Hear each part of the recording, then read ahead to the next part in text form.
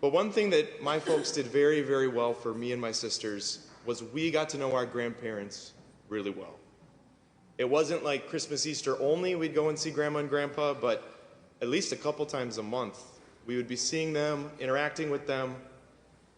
And so Dad's dad, Grandpa Myron, who has since gone to God, but one thing we remember very fondly about him was he is like the most gullible person you will ever meet.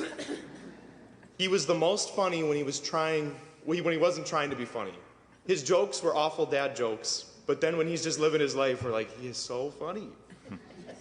So one day me and my siblings got the idea, he really liked grapes, and so we got some olives, and we took the grapes off the vine, and we put the olives on the vine, brought it out, and so Grandpa starts eating these, thinking that they're grapes, and he's like, oh my gosh, these are the worst grapes I've ever had. And he just kept eating them. You know, like he didn't even think twice, he just ate whatever we put in front of him. And so we remember that very fondly. But I think something beautiful to reflect on in that story is how that would apply to us. I think there are certain things, certain thoughts, feelings, desires, truths, or lies that we consume whatever's put in front of us. So for example, I'm very, very happy to be a priest. It's the best 2 weeks of my life, actually. I love being a priest. But as I look back on the early days of seminary, there were many, many moments where I would be hitting roadblocks. Huge discouragement. I can't do this. I am so unworthy of what I'm being asked to do. Because I was learning more and more and more about the beauty of what the priest does, and simultaneously seeing more and more and more how I'm not there yet. I'm really far from that, actually. And there was this deep lack of confidence. I was just eating whatever was coming to me. Spiritually speaking, I was just eating the olives. And I'm like, oh, these are the worst grapes in the world. Just keep eating them. So I met with my spiritual director once, and typically I would go in every few weeks, and I would just talk about, this discouragement and this unworthiness, and he would be like, okay, kind of smiling a little bit. He's like, yep, totally unworthy. Yep, totally. Which was actually really lighthearted. But one time when I was going down this litany of unworthiness, this is a couple years ago, he cut me off and he said, Ryan, who's talking right now? I kind of stopped. And he's like, I have a question for you. I'm like, okay. He's like, so when you read the news, are you particular about what sources you read? I'm like, you know your spiritual child. Yes. He's like, would you ever consume fake news? I'm like, no.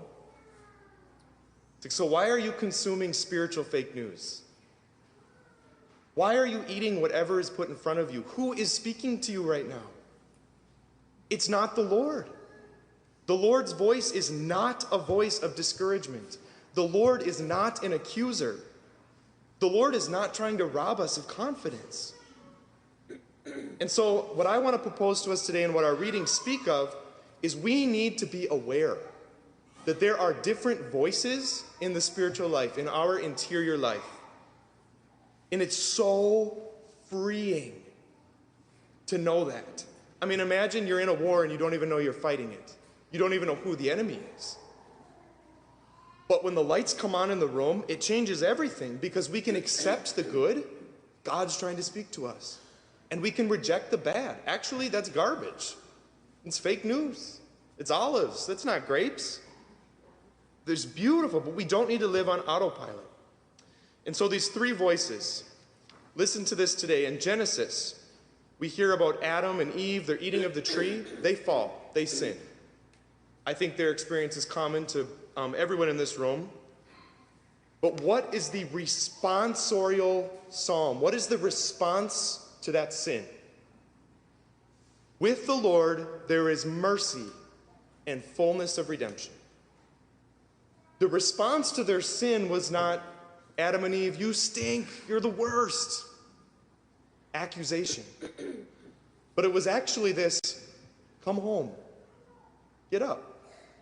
With me, with the Lord, there is forgiveness. There is freedom. There is mercy. The Bible actually talks about the God of Israel being gentle. That is not at all what the accuser would say.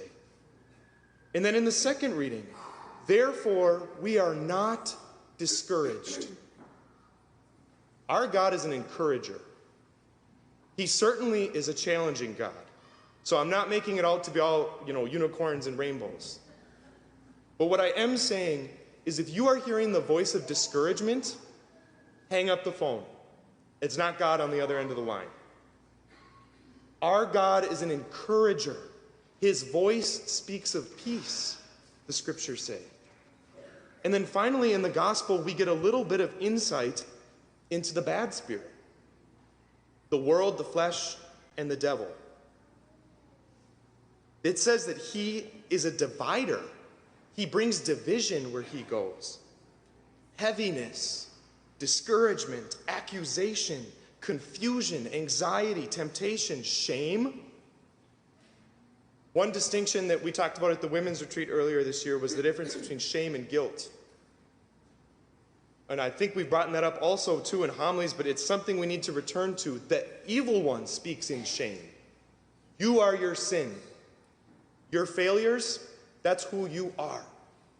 And you just feel awful. There's no hope. There's no peace. It brings you down. Compared with the Lord's voice who says he may bring guilt about, gosh, yeah, that fall that we had in the garden, it's unfortunate that we did that. I'm sorry. I don't want to do that again. Did you notice there that the sin wasn't put upon me as my identity? But I actually had the hope of wanting to be made new. Those are the different voices I'm talking about. The voice of the evil one versus the voice of the good spirit, of the Lord and his angels. And so my encouragement for us today is to be aware of who is talking. This is why prayer is so essential. If we do not have time to listen and to reflect, we're never going to be able to look back on our day and say, gosh, I think I was eating olives all day today and it tasted horrible. Lord, I'm coming back to you. I don't want to eat whatever's put in front of me. I want to consume the voice of peace, of gentleness, of joy, of faithfulness, self-control, love. The Bible literally lists those as the things indicating to us that God is present. And so my brothers and sisters, let's listen to those voices. Let's discern who is speaking, and so that we can grow ever closer to our God.